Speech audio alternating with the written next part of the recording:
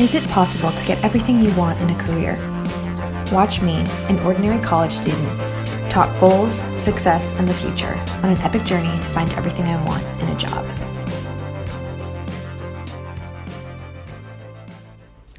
Okay, so today I'm going to be answering a question that I get a lot, but in the scheme of things probably isn't that popular, and that is, what is anthropology? So anthropology, in the broadest sense of the word, is the study of people.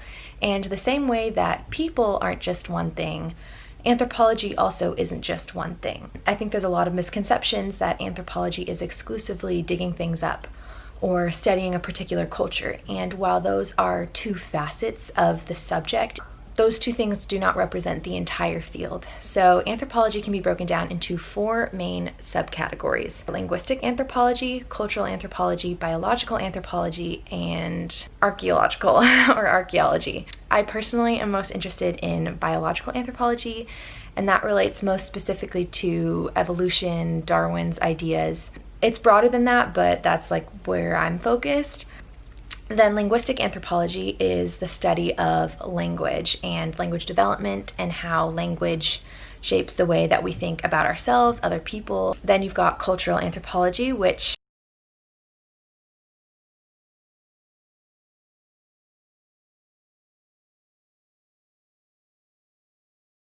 I don't think that was a very good explanation. I'll link a definition. And then you've got archaeology, which I think a lot of people also think that archaeology is digging up bones, and that is actually not really the truth.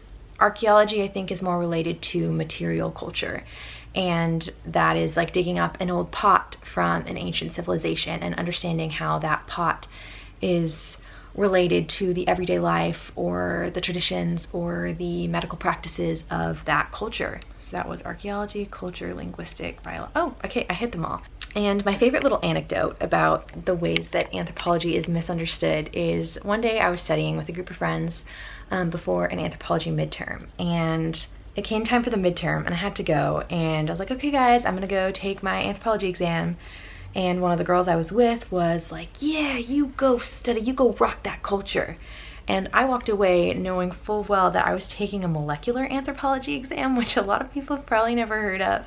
But it just hit me like a ton of bricks that people don't actually understand what anthropology means. And that is why I felt the need to just explain it here.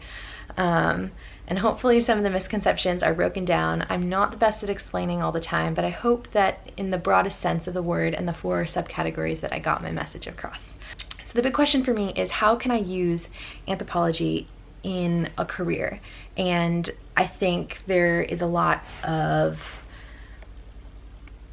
some negative connotations about getting an anthropology major and being successful with it. And I guess I just want to prove to myself and to the people around me that it's not impossible to get a career that you love with the major that you love. If you love art, you should study art. I love anthropology and I'm gonna study anthropology. So I guess at the end of the day, it's just, how can I be creative enough to be successful and dedicated enough to be successful in what I love. So yeah, I hope that explains that.